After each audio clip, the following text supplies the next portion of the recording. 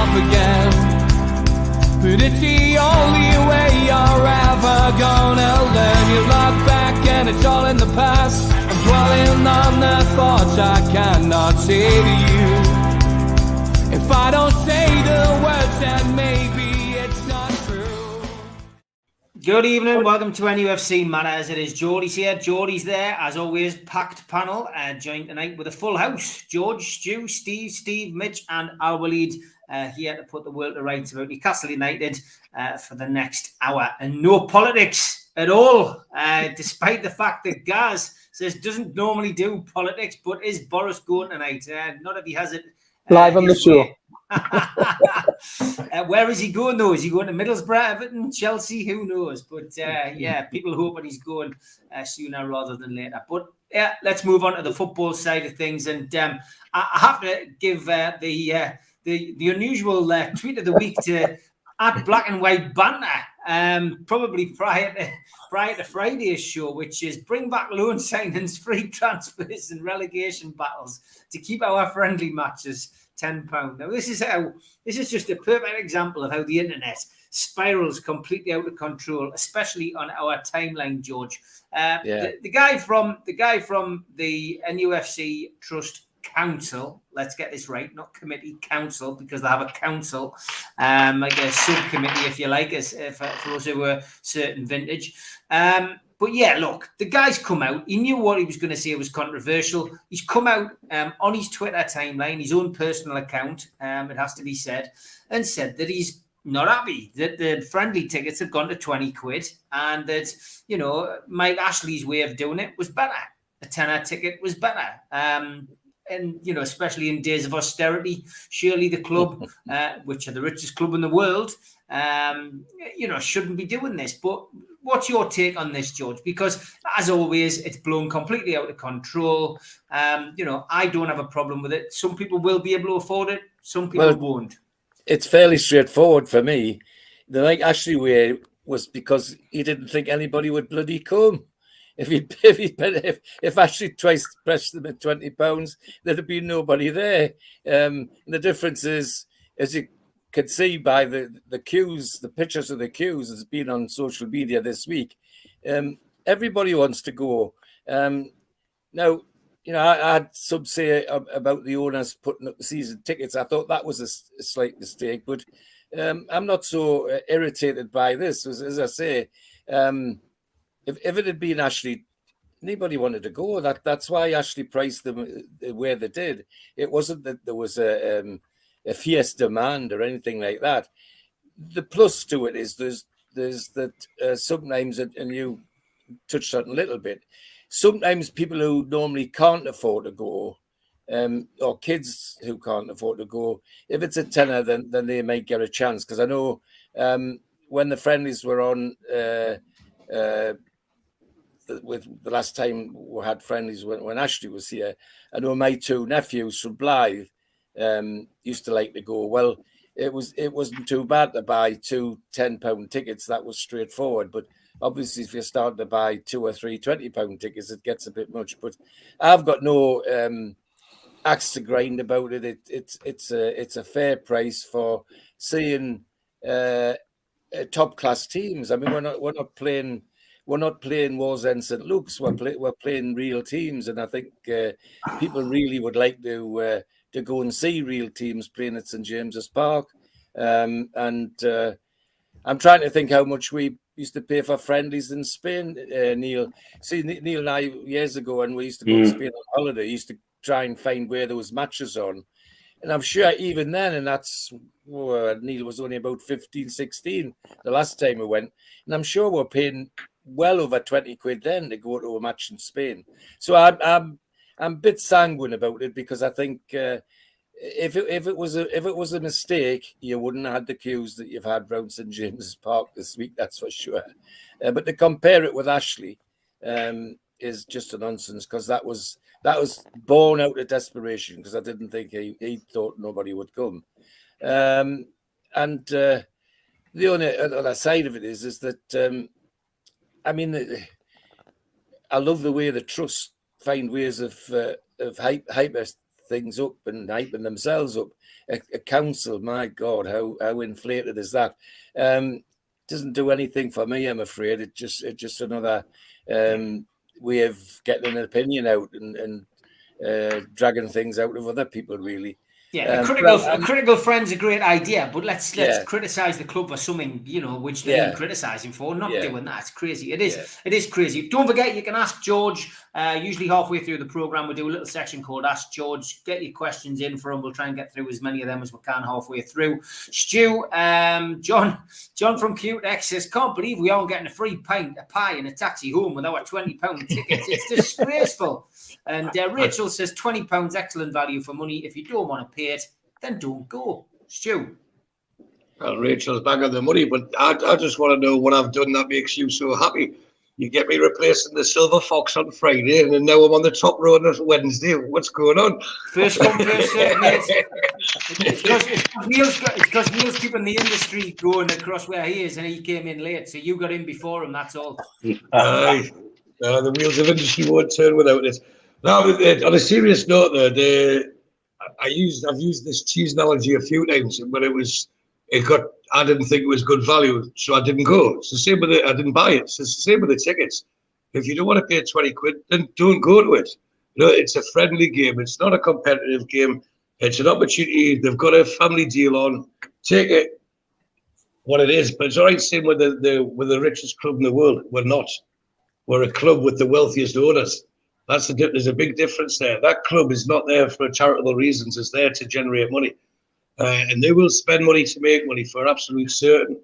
But if you think about the investment just in the playing squad, never mind the peripheries and behind the scenes, just in the playing squad, is that not worth an extra £5 or a £10 on a ticket? Because this will give us all they want. You get the people in PF didn't wake up one morning and think, I know what we'll do. We'll make the people on Tyneside and beyond as happy beyond their wildest dreams, and we'll invest as much money as we can at this club, and we'll do. They've done it to make money because of the potential that we've got, because we've been screwed over for so long, and there was certain huge amount of apathy in it. But whether it was the NUST speaking on behalf of the NUST, it wasn't. It was a council member, board member, whatever. It's in a position, and that's his personal opinion. Fine, if he wants to boycott it, boycott it. But it's quite laughable when you've got NUST couldn't organise a boycott in 14 years of Ashley, but want to boycott some new owners who have spent like 150 million, or they'll be spending at least 150 million in this window. That's before sales. What do people want? Sometimes you've just got to take a step back and think, right, 20 quid. And I've seen something on Twitter today. Someone was kind enough to post. There was tickets when we played Juventus and other teams in friendlies going back 15 years. They were priced at 20 quid, 22 quid. And they were friendlies. So what's the difference? Sometimes, it's the old saying, you can give a mouse some cheese and then they'll want jam on it as well. We should be eternally grateful for what we've got. And if 20 quid leaves a bad taste in your mouth, don't watch it. Simple. Yeah, simple as that, really. Steve, are you of the same opinion? Yeah, I think that's good value. And it's all in whether the demand's there. And as of 3 o'clock this afternoon, I was speaking to the box office to get my wheelchair seat sorted out for the game, the Bilbao game. First time I've been to a pre-season for, I think it was when Nicky Butt got booed on and then won man of the match so that's going back a few years.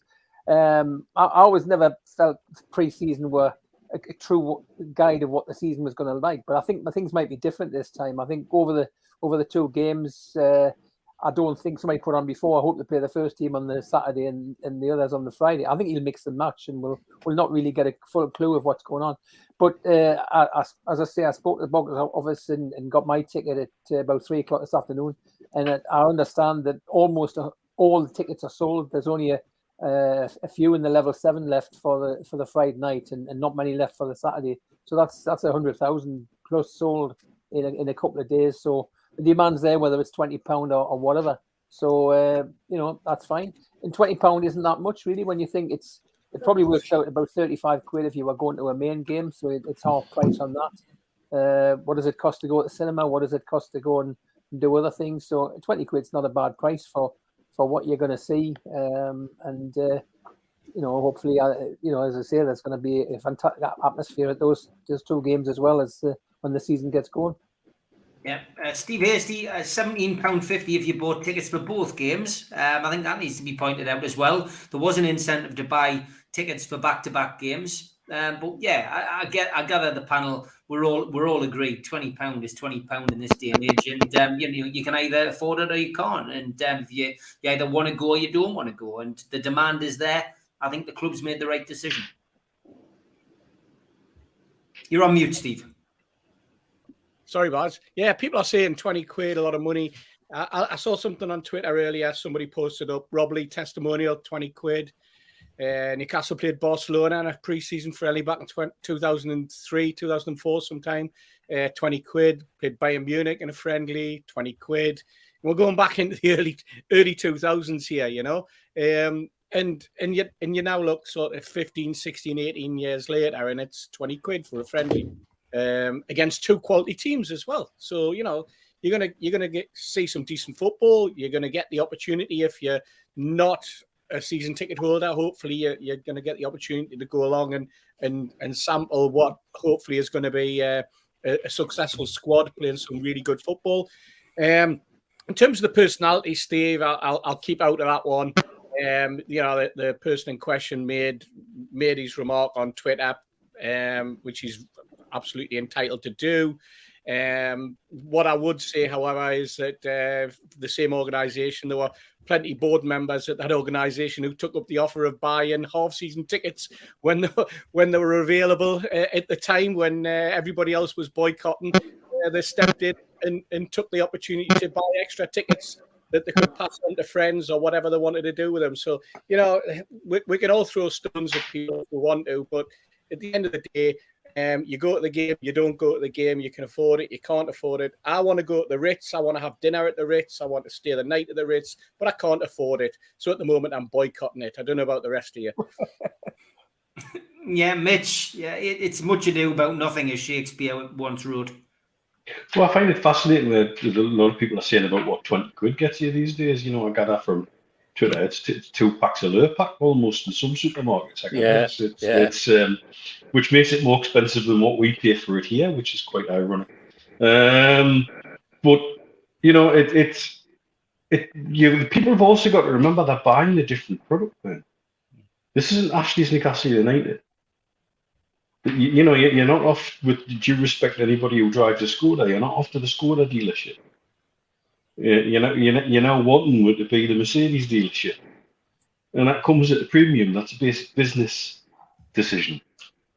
Somebody pointed out, work out the tickets times 20, and that's money towards FFP. Thank you very much. Yes, it is. That's money going into the pot. We still have to do our bit. Yes, fans' money is a drop in the ocean to what it was. It's not what it used to be, but it's still something that could make a difference in some way, shape, or form, and we're doing our best, and at 20 quid now in modern terms, we were paying 20 quid for friendly games when I still lived in the UK, and I've not lived in the UK for nearly 10 years. And so you think about inflation, I don't think that's getting a bad deal. Some of the same people whinging about the cost of the tickets are the same people who are saying, oh, great, they put a lick of paint on the concourse and they've sorted the toilets out. Yeah, that costs money. That costs money. And it's still a business at the end of the day. And we'll have to be, looking at where we're at. And I don't think it's an obscene amount at all. I also think when people are speaking with a potential platform, and I think we're all aware of this, I'm acutely aware of this, is sometimes you have to remember to be very clear when you're making a personal opinion or whether you're making it on behalf of a body or an organisation. God, I cannot make a throwaway remark on Twitter without somebody thinking it's a cryptic clue to a transfer target or something. And sometimes it's just because I'm in a good mood and I want to say something stupid and flip it on Twitter. And then I think, oh my God, I've said something here. And I think that happens. And like many things, it becomes a little bit of a sort of a storm in a teacup on social media.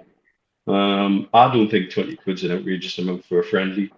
I don't think it is at all in the modern day and age, and plus the fact you're paying for a very different product than the new owners. Yeah, John Brown, I'm going to come to your point because it's there. Guys, love what you do, but you can't say £20 is not much. Nobody's saying that, mate. Nobody has said that. To someone that lives from day to day, if they donated £20 to the food bank, would that also not be much of a donation? It's a fine line. John, great point to make. Nobody said that at all. From our perspective, we're very aware, and I made that point right at the start of the programme about us living in austerity, and some people can afford it, some people can't afford it. To us personally, most of us on the panel, we can afford it. But I would say the same person who potentially couldn't afford a £20 ticket probably couldn't have afforded a £10 ticket, or gone on to pay for 4 tickets, say, for them and the kids. So it is a fine line, John. 100% you're right. And before I come to Al Wally, just a couple of other things before we finish up on this. Tune 2020, backing up what Stu said, and Steve said, Ashley charged 20 quid sometimes for friendlies. Proof is there. It's there in the records. You can see what people paid. Michael says the part that was bad about the tweet was that he was talking about boycotts. That's what annoyed me the most about the tweet. 20 quid is not a lot today. And Michael, how far does that go at the hoppings? Good point, which is, of course, the fare that comes to Newcastle every year, and had drastically gone up. Chippers also makes the point about Rob Lee's testimonial, where it was £20, which, of course, was donkeys years ago. And any other points on that before we go? Yes, Stevie T, the boycott suggestion was crazy. I don't think £20 is too high, but I understand how people feel, especially if they've just forked out for membership fees a few days earlier. Yeah, and paid for rising costs in fuel and prices of butter, which is getting funnily debated in the chat as well. Mark Bayer says £20 in comparison to what they charge for pay-per-view boxing, which could be over in less than 3 minutes, is an absolute bargain for a guaranteed 90 minutes of professional sport. I think a lot of people will just hope that they're going to play the first team or a lot of the new signings. I think I saw a few interviews and people saying that what traditionally happens at friendlies, of course, is that it's a wide range of players play. It's not usually your strongest team. And I hate to tell people, but it's not usually very exciting going to these games. They are hard to watch. Al Walid, £89 or $89.58 in Saudi Riyal. That is what we're talking about for a ticket with your current exchange rate.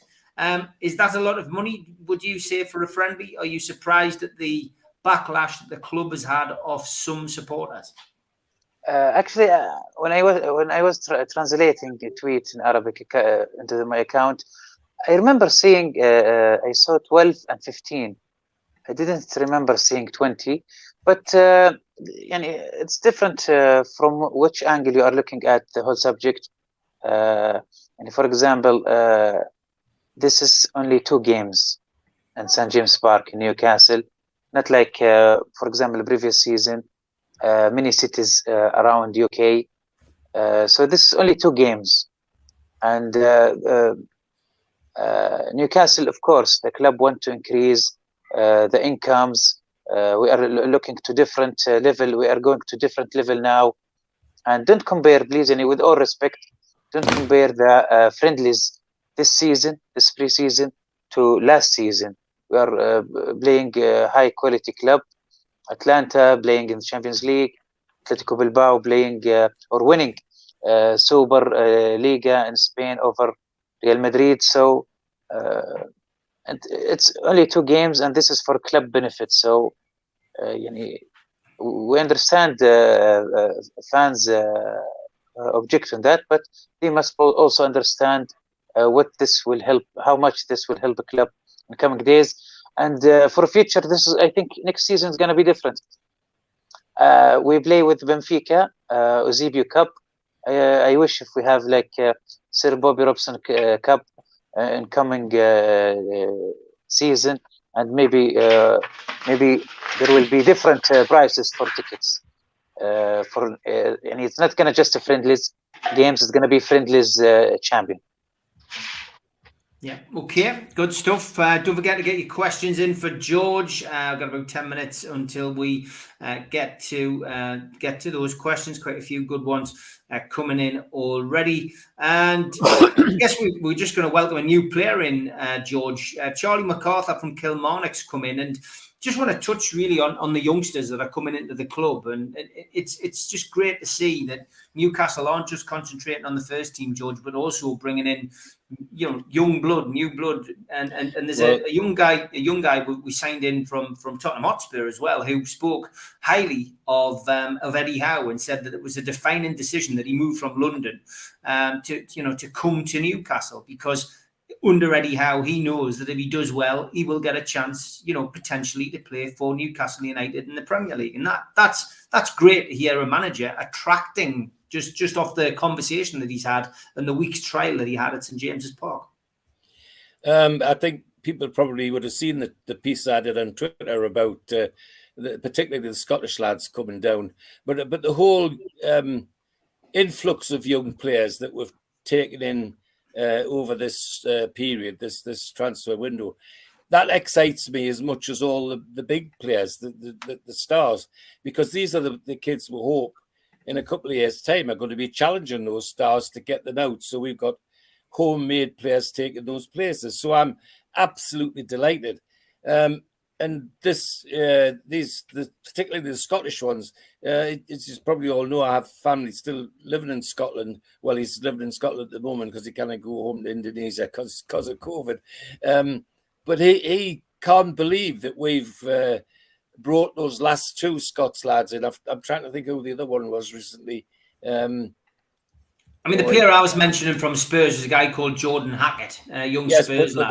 There was a Scots lad came in earlier the week before, and he was. They're talking about him up there as being the next star for Rangers. So my family couldn't even believe that we'd pinch that lad under the noses of Rangers and Celtic. So in short, I get just as excited about these great young kids coming in as I do seeing the Boatmans and people like that coming in, who obviously would need to come in. But it's the foundation for the next few seasons where we might not have to pay 50, 60 million for a player because we've got one of our own ready to come in. And you add to those ones just coming in, if you add people like Elliot Anderson and so on to them, we've got a beautiful base for kicking off in the future. So I'm delighted. I think it's fantastic. Yeah, Stu, Alex Murphy's another one who's coming in, 18-year-old defender from Galway United, obviously to join Charlie MacArthur, who we've got today. Tyler Dibbling, a Southampton midfielder, is another one that we're pursuing at the moment. But it's great to see them boosting the younger ranks, and there'll be a few diamonds in there, Stu, I'm sure. Yeah, definitely. I think we spoke about it last week, or I know I mentioned it. It's about having the same style of play through the ranks. So if someone has to get promoted, they know their role, and it's not like trying different formations. But to have this to be successful, it needs quality to create that winning mentality. What's the point in having the first team that's successful if the teams below are floundering? It's really important, and in my opinion, this has Dan Ashworth stamped all over it. It shows it's part of his blueprint where he's looking at this and saying, right, we need to have strength and depth. And any club or any team is as strong as its weakest link, but he looks at the bigger picture, and any club is as strong as its weakest link.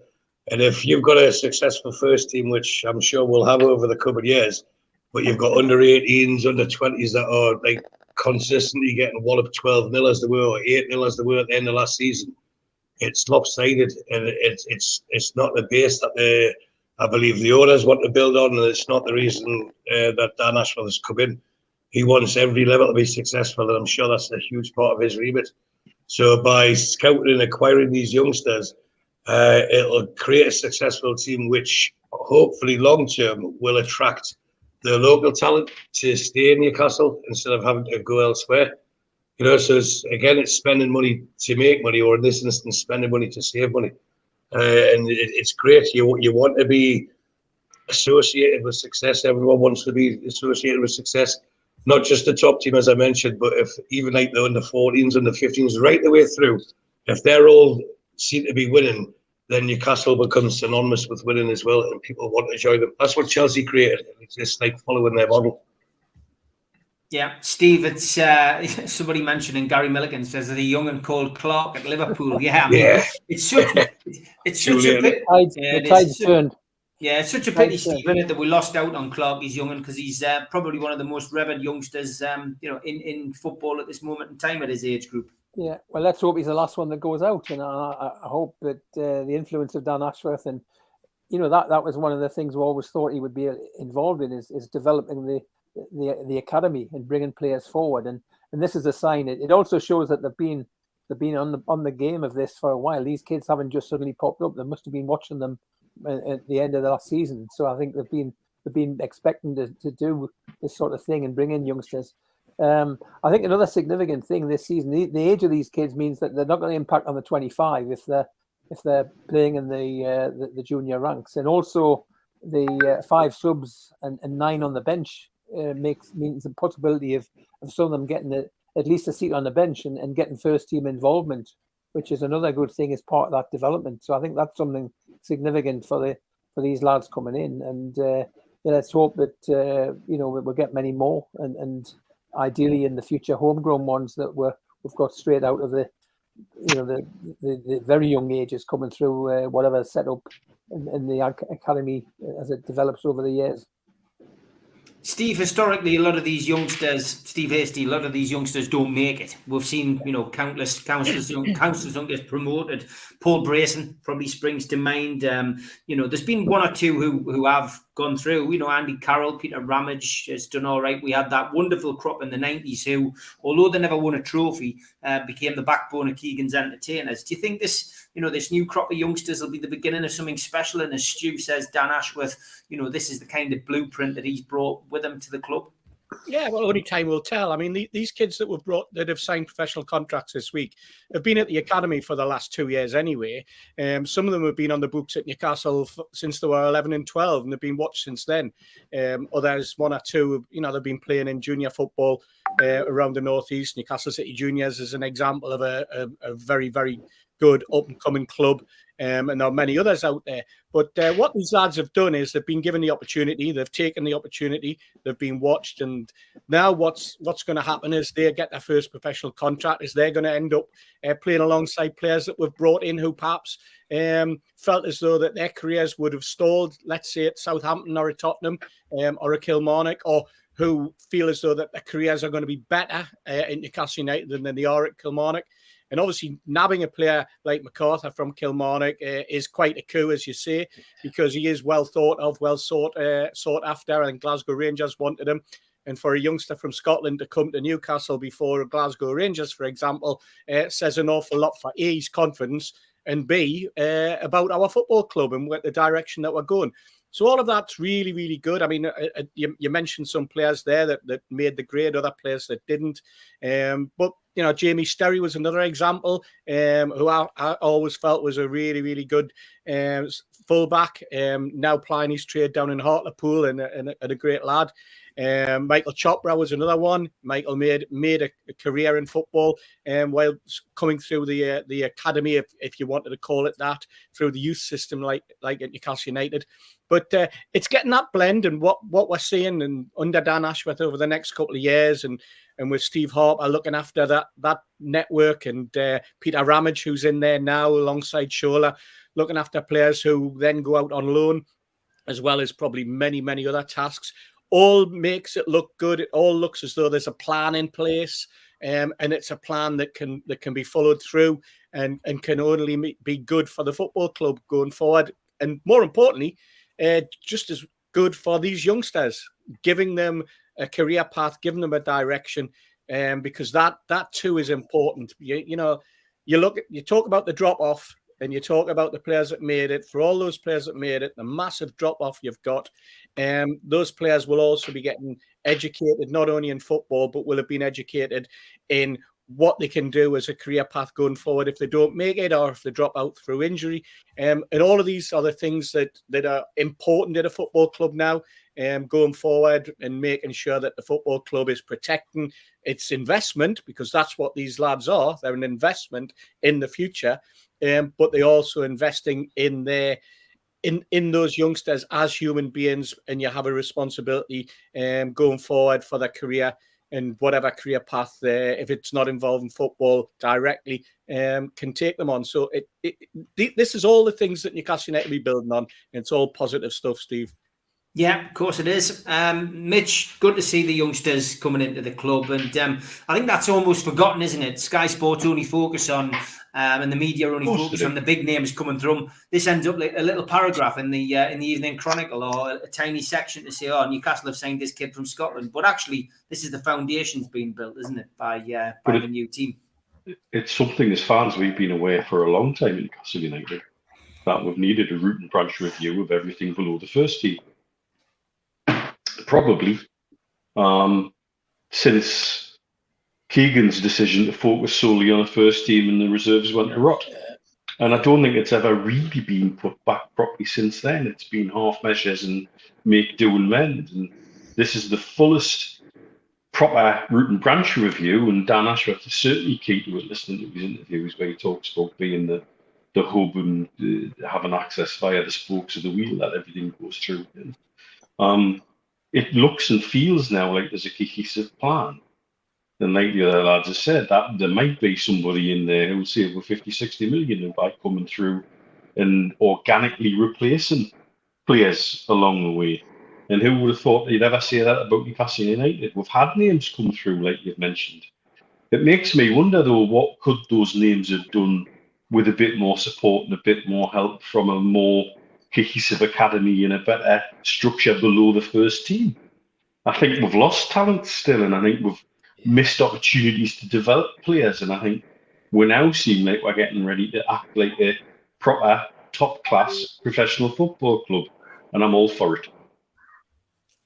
Really great to see the youngsters coming into Newcastle. You probably don't see as much, on the media out there from your perspective, but you'll pick it up from the Twitter timeline. But there are some good youngsters coming in. Of course, and this is the normal thing to do, actually. But this was neglected before. But this is what normal thing to do, and of course, I hope in coming few years we will have like 3 or 4 stars coming to first team. I remember a few months ago, I was reading something about Michael Carrick. I was surprised that he was before Newcastle and was neglected in youth team.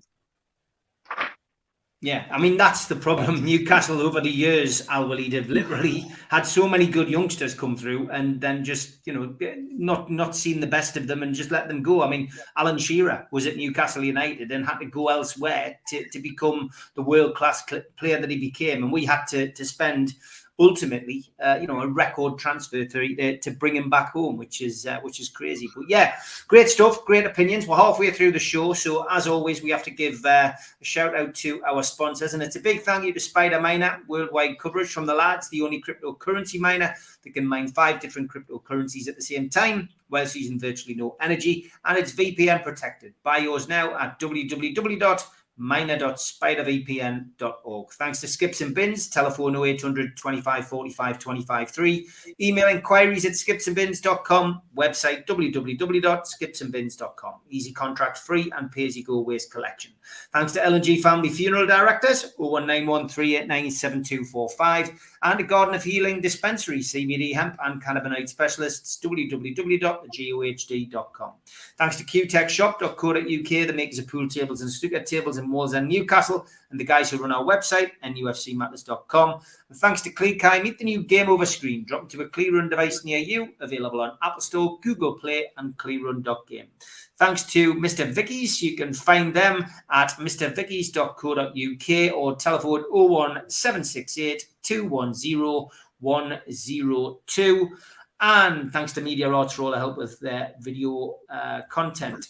You can subscribe to the channel by clicking Newcastle Legends in the bottom right-hand corner. You can subscribe for free. We still do 7 shows a week. Hit the thumb up to like the video, click share to share your social media, and drop into the comments box to speak to like-minded Newcastle fans. We're also available as a podcast. You can get us on iTunes, Spotify, and the rest 24 hours after the YouTube show has finished. If you want to become a member, click join under the video.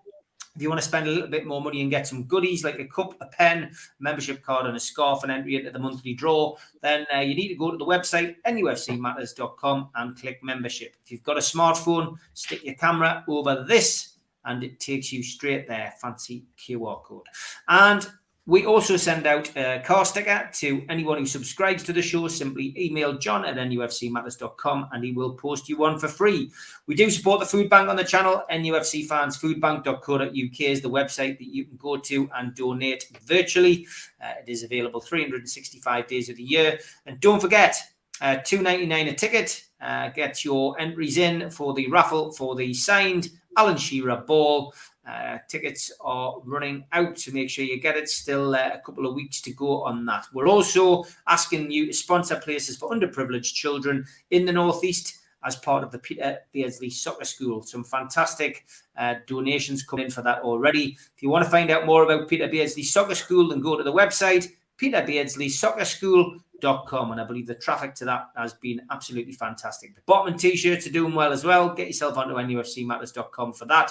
And you can have one today. Last shout out for this. Tyson Fury is in Gateshead at the Fed tomorrow, 7th of July. goldstarpromotions.co.uk is where you can buy your last minute tickets to see the Gypsy King. Okay, as I asked earlier, it's time for Ask George.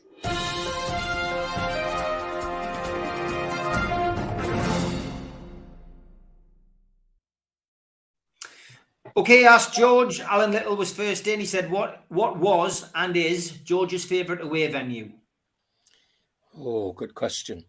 I used to like the old Highbury, Arsenal's ground. I used to enjoy going to Highbury with the lads, and always an easy place to see the game and enjoy the game at Highbury. Yes, I liked Highbury. Was one of my favourite trips. Yeah. Okay, we seem to get a family one every now and then, and this one is from Spenny Mag. He says, question for George, did Mitch always brush his teeth? Quite important as the Geordie dentist, I would imagine. Well, I think the evidence is that he's still got a full mouthful of teeth. Probably yes. Can you lean back, Mitch, and say, ah? But he's terrible at the karaoke, mind, Stu. He's not too good at the karaoke. Mark Edward Brown says, ask George what's your favourite and then funniest Newcastle United chant or song that you have heard over the years. Feel free to give us a quick burst of it as well. The channel is set up for over 18s, George.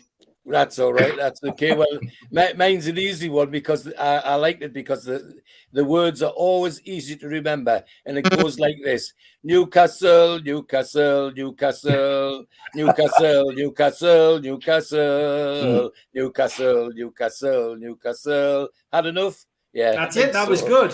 Brilliant. Brilliant stuff.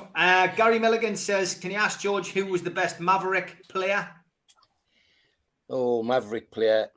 Oh, I think one or two of the slightly older ones, like McQuinn, was a bit of a Maverick. Oh, and even further back, Ron McGarry, have goals will travel. He used to have a printed card he used to give to people, have goals will travel.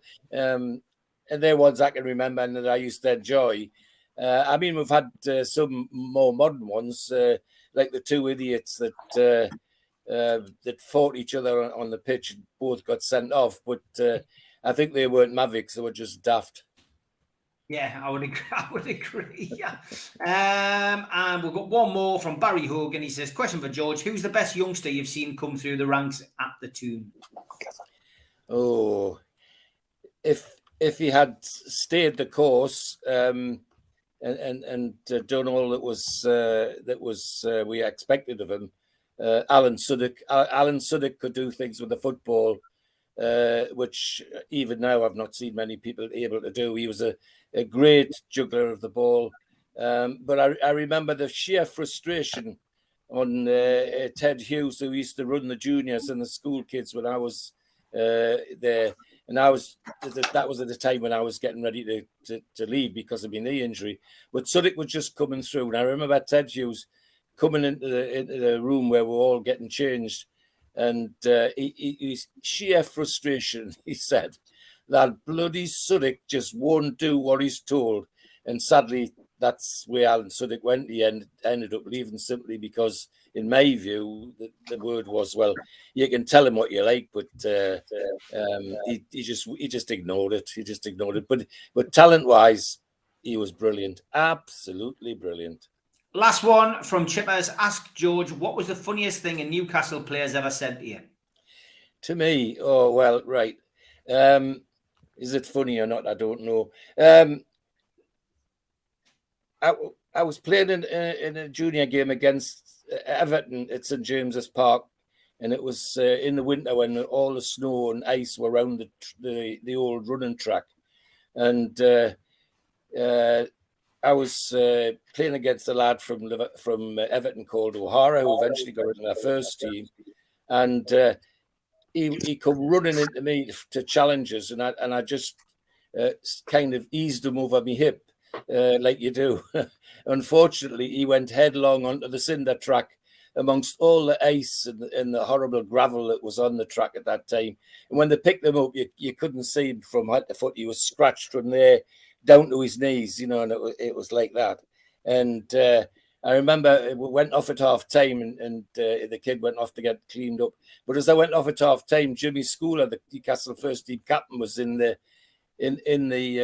players' entrance watching the game, and he had a reputation for being a hard man and being really tough. And as I passed him, I heard him say to somebody in the tunnel, "He's a hard bugger, mind, isn't he?" I thought that was quite nice. Quite nice. Classic. Great stuff. Great answers. Great questions. We'll do that again next week. Don't forget, we have got our new section for this show, which we'll do at the end, which is my first match. And it's Steve Wilkinson's turn to share his first game story a little bit later on. Alan Little, then. I'm going to start with you, Al Walid, on this one, and then work our way around. Alan Little says, as Sterling signs for Chelsea, so he's agreed today terms with Chelsea, hasn't quite signed yet. Ericsson as well with Manchester United is going there. Ericsson, of course, a target, if we're led to believe the media speculation for Newcastle at one point. Do you feel that the headline signings, which are like the marquee signings, Al Walid, are still being made by the top six cartel? So do you think that Newcastle are maybe missing out this season on bigger names because they aren't in the top six and they can't offer European football? Yes, because for example, Raheem Sterling, he's, I think, one of the best in England, and he's, I believe, underrated in Manchester City. And we all see in Euro last summer how Southgate depends on him.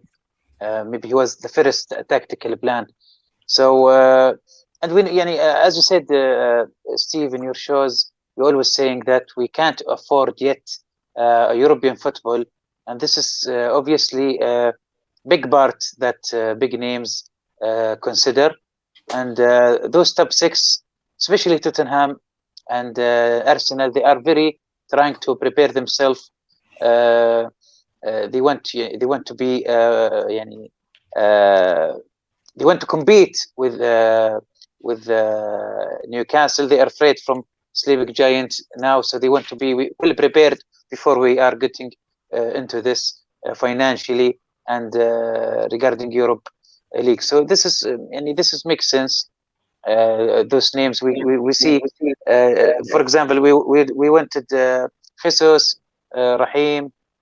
Those big names, unfortunately, Rafinha, for example, but we noticed that the competition is high. So this makes sense just yet, but hopefully next season or the next two seasons is going to be different. Okay. Mitch, same question to you, mate.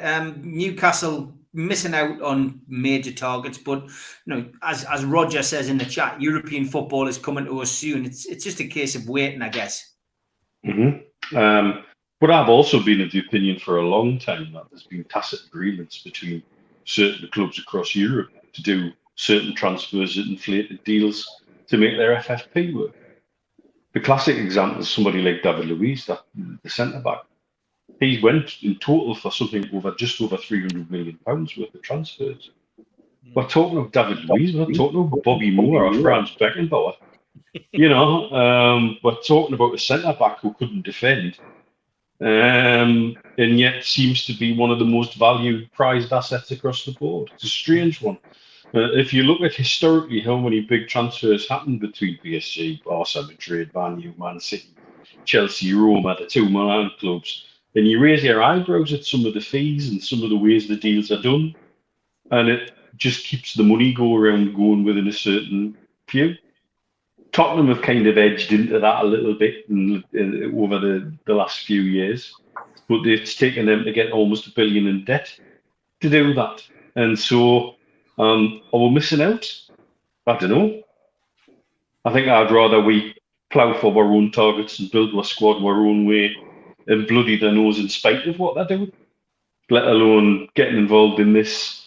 As I say, part of me feels, and I think it's probably the side of me that Steve would probably agree, the amount that we've looked at football finance over the last 10, 15 years, the amount we've looked at how football works over the last 10, 15 years and sales of clubs and valuations, then you look at some of the valuations that are put on some of the players and it really do raise eyebrows. You look at this transfer that's seeing Lukaku go back to Milan, go back to Inter rather, and funny amounts of money and taking wage cuts, and it all just feels like a big massage of money, and it feels to me like that's been going on for a long, long time. Steve, it's not really upsetting me that we're seeing some of these players going to bigger clubs. It doesn't surprise me in the slightest. And, I just genuinely feel we just need to be patient. But I'm happy with the transfer window that Newcastle have had so far, and there's more to come. Yeah, absolutely. I mean, if I was a Man United fan and were buying Christian Eriksen, I would be going, Eriksen, 29 on a free, doesn't exactly excite us. Whereas if it was Eriksen and Newcastle, I could understand it because I think that's the level of Eriksen. I don't think Eriksen's like, a Manchester United world-class £90 million signing that we've expected in the past. I just find that one very, very strange.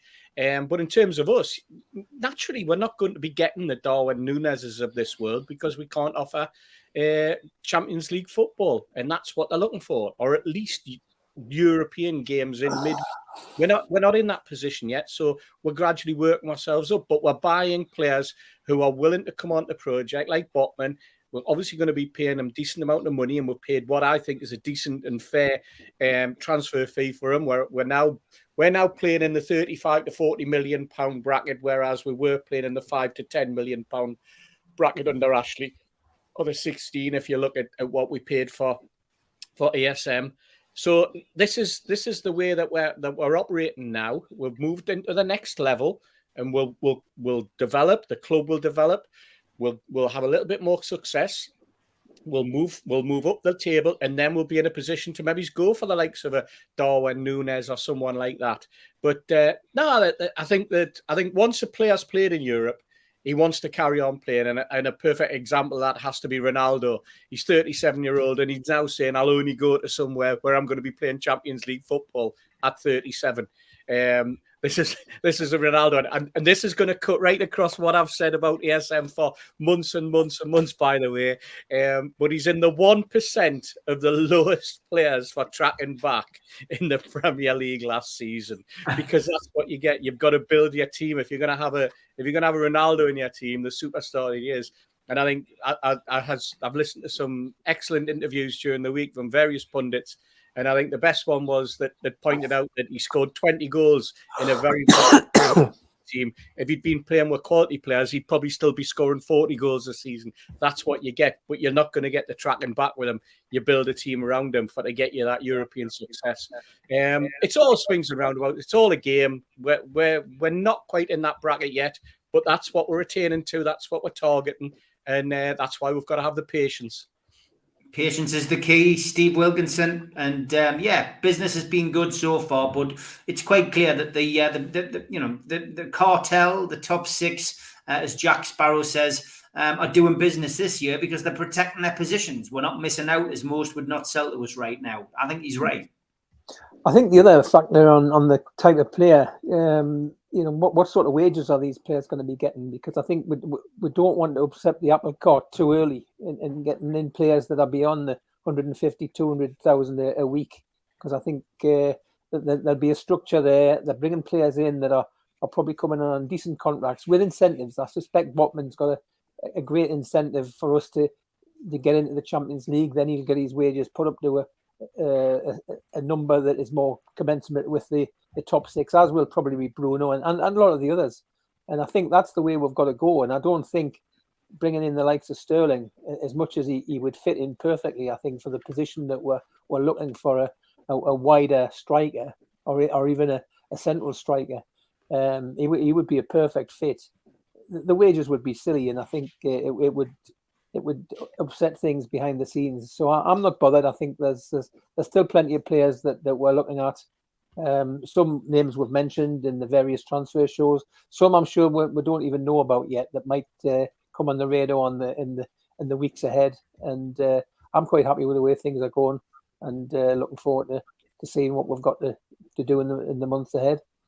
Only an NUFC Matters chat would a question with 5 subs coming into play, does the squad still stay at 25? Be followed quickly by, is Botman good enough for Mitch to wheel out the budgie smugglers? Never change, chat, never change. Stu, your take on why we seem to be missing out, as some people think, on these big signings. I guess another part of it for me is that, you know, we're missing out on players that the media are linking us with, but there's been no direct links on some of these, I'm afraid. That's true, but I wanted to go back to the Ask George things.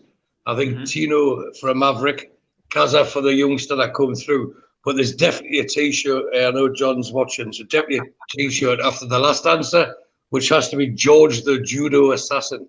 After he swivel that guy over his hip, rearranged his face. It's got to be George the Judo Assassin. But you know what? I think we're in a unique position, and I know we've discussed it on previous shows. The fact that we don't have European football offer can actually work in our favour this year with the way the World Cup is. So the players can look at that and say, we can go there fresher and sell the project now. We will qualify for Europe in this coming season. You go there fresh, come back, that was first the season, and you'll get your, maybe it's not Champions League, but you'll get Europa League, potentially Champions League, you know, and who else is signs. And if you go back to when Kieran Trippier signed, when Bruno signed, they all alluded to big people coming in. And I think at the moment, what they've done is they've filled the squad up with quality. And as I've mentioned on that 10-point thing that I did, each person that they bring in will improve the squad. Well, I still believe strongly that there's quality signings to come in. Now, Sterling, to me, was someone that would have been fantastic. He's an England regular, England starter, but you can understand why he wants the Champions League with Chelsea. But he could have been brilliant for us. You know, he plays right along the top 3, and he could have been in any position, covered any position. But we're not just there yet. But the players of that ilk, I think we can be getting soon.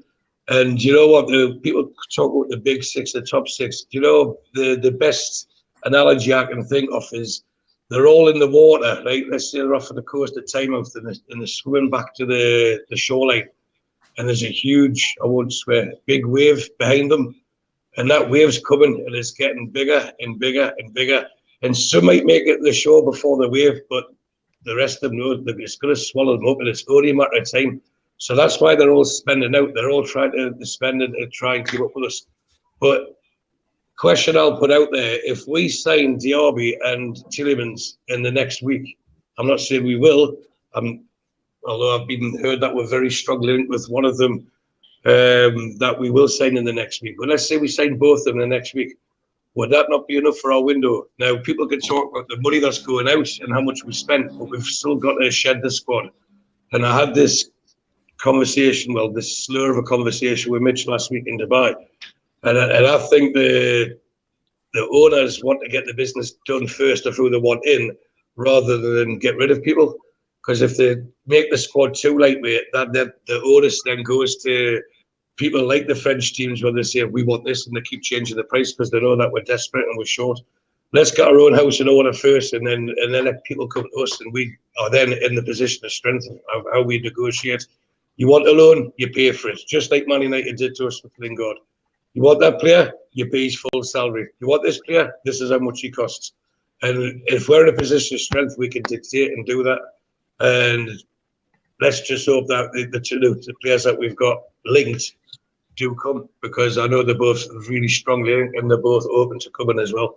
So don't worry about spend the money. They'll spend the money if the players show that they're willing to commit. And Ashworth and I were convinced that these will benefit the squad as a whole.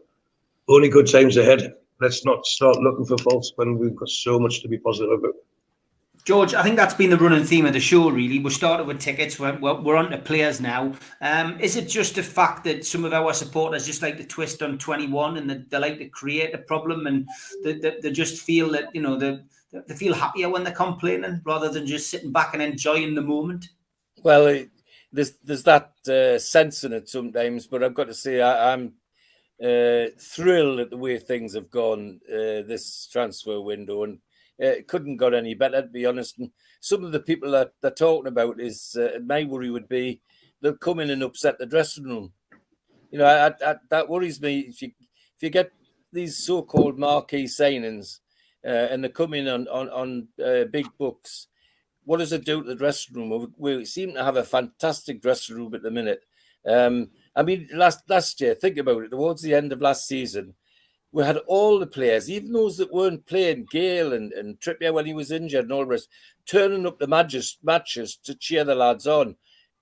That's not going to happen everywhere. And if you bring the wrong player in, no matter how marquee they are, that could all be upset, and that would be a disaster for us, I think. Yeah, I agree. Okay, a couple of minutes left. We're going to go to our new regular section on this show, My First Game.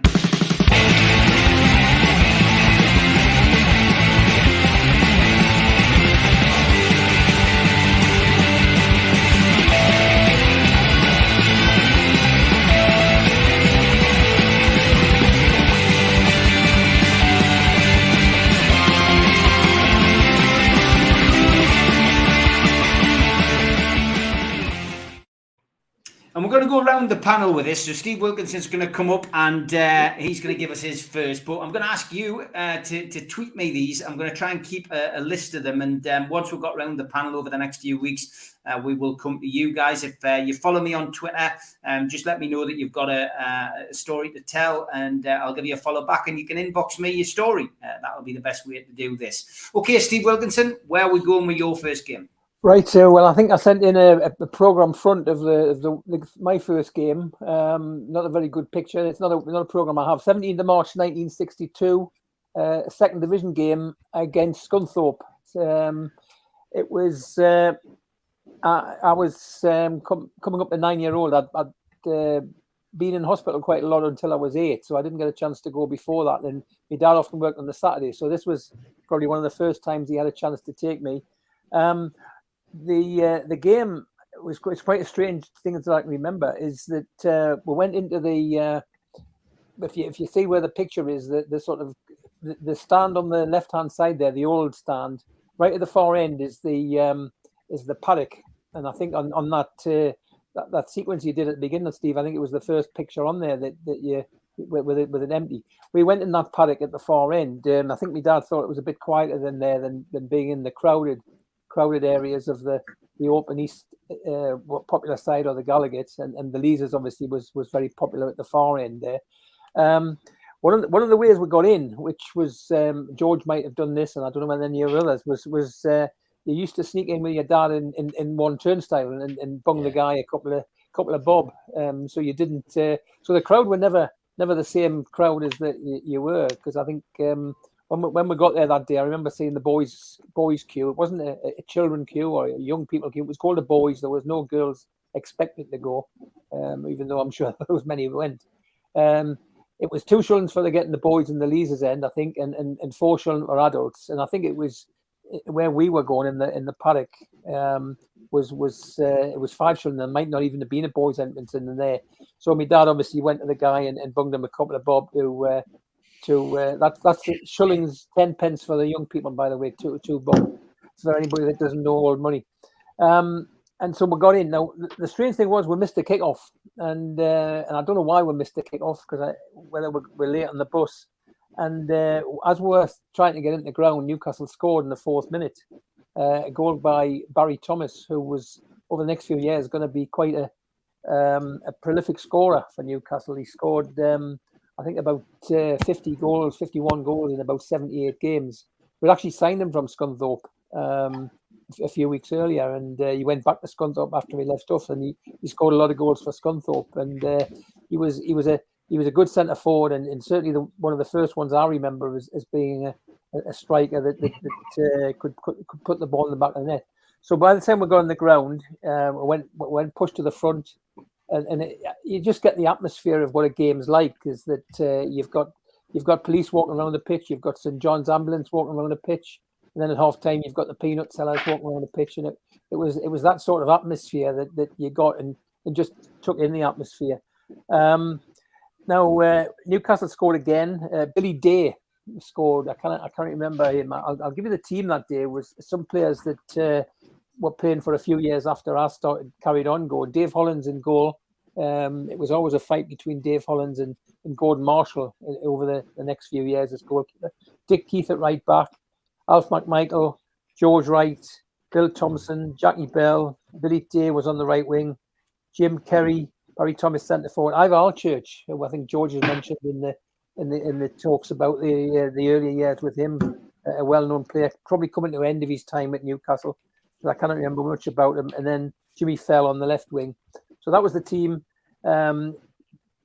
Billy Day scored the second goal in the first half, and in fact it was his only goal for Newcastle, because he only stayed till the beginning of next season because he got a bad injury.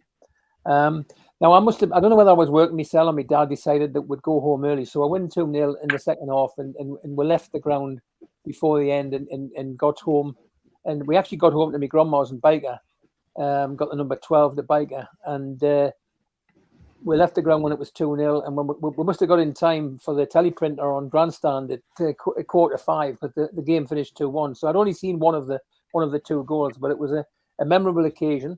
37,931, which was quite a decent crowd for that time. I think George has talked about this in what he's been about. The crowds fluctuated game to game. I guess it was how well the team was doing. There was games, just looking at that season, there was a game against Middlesbrough at home in the December. In fact, it was Boxing Day. It was only 21,000 there. I don't know whether it was snowing or something, or it seems a very low crowd for a Boxing Day. George might remember that. I don't know. He'd probably come to it when he talks about it. Probably there, yeah. But when we played Sunderland at the beginning of December, 53,991. So that was, and then, here was 37,000 at the Scunthorpe game. And then the next home game after that was only 21,000 there. So crowds fluctuated up and down. And I think it was, George will again confirm this, but I think there was an incentive on the players for bonuses to get the crowd up. I think there was, if I remember rightly, there was obviously win bonuses mattered because of the lower wages in those days. And I think there was also an incentive to get the crowd up. So play well and you get 35,000 in, that's going to help to boost your salary. So that was my first game, Scunthorpe United, and in March of 1962. So that's exactly just over 60 years ago. So I've been suffering ever since. So look forward to seeing what anybody else has been through later on. Great stuff. That's a new feature. Go on. Can you pop the picture of the game? I can, mate. What does it say on there? What time kickoff was? Because sometimes it was in those days. It was 2 o'clock kickoffs, wasn't it? It was 3 o'clock. 3 o'clock. 3 o'clock. Can I just say something else about that? Can you just go back that screen again, Steve? Ground capacity 70,000. Interesting number. Never happened. I never was in that many, but obviously I think the 68,000 was the highest when Hughie Gallagher came back. But Steve, that was the registered attendance. Exactly. Yes. I'm reliably informed there was at least 10,000 more than that in. Steve, John from QTech says, was there a boycott over the 3D price, Steve, of the programme? I tell you what, mate. after that last conversation we had about moving forward, you can guarantee next season the tickets for the pre-season games are going to be 40 quid with all these superstars that we're signing. Yes, oh yeah, definitely. We've got to pay for them somehow. Good stuff, as always. An hour is never good enough for this show, but we have to call it a day tonight. Al Walid has somewhere to be, according to Dave, so we will finish there. I've got to point out that I've got a few non-football related podcasts on their way. Some of you might have already seen this one. Alan Lord, Inside the Story of the Strange Ways Riot. That went up last weekend and has had some great reviews, so please pop onto that. This weekend, I'm talking to my good friend Robin Perry, the journalist who is the author of I'm the Yorkshire Ripper, Conversations with a Killer, which I think will interest you. If you're a movie fan, keep an eye out for this one coming, which is me and Mike Hodges, the man who directed Get Carter, which is a fascinating interview. Thoroughly enjoyed doing that. It's one of my all-time favourite films, not just because it's from the Northeast, but just a cracking film. And today I've just got this one in the bag with Nigel Ely. Those of you who like the military podcast that I do, 40 years on from the Falklands and Goose Green. Nigel has written a book. He's written a few books, but I could only touch really on this one. He takes us back in time, 40 years, about that amazing period in his life where he was slap bang in the middle of the Falklands War. You might wonder what that's next to him. Well, it's Saddam Hussein's arse. I'll leave it there. You can watch the podcast in a few weeks' time and find out what that's all about. Well, let's just say that is an ongoing saga in his life, which he touches upon, which is very, very funny. The Amigos, a lot of people asking what time is it? It'll be 5 till 7 on Friday night. I'm doing Supermac podcast tomorrow morning, or 10:30. And on Friday, we'll introduce Warrington Minge and his greatest albums of all time. He's a new feature on the Amigos show. Yes, that is Warrington there in his former life. And just Google Warrington Minge and you can find him on YouTube. Quite a fascinating character. But he will be coming on with his 70s.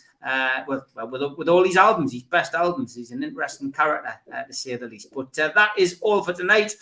Thanks, everybody, for tuning in. And thanks to all the moderators in the chat. Thanks to George, Stu, Steve, Mitch, and Al Walid. Take care and see you all soon.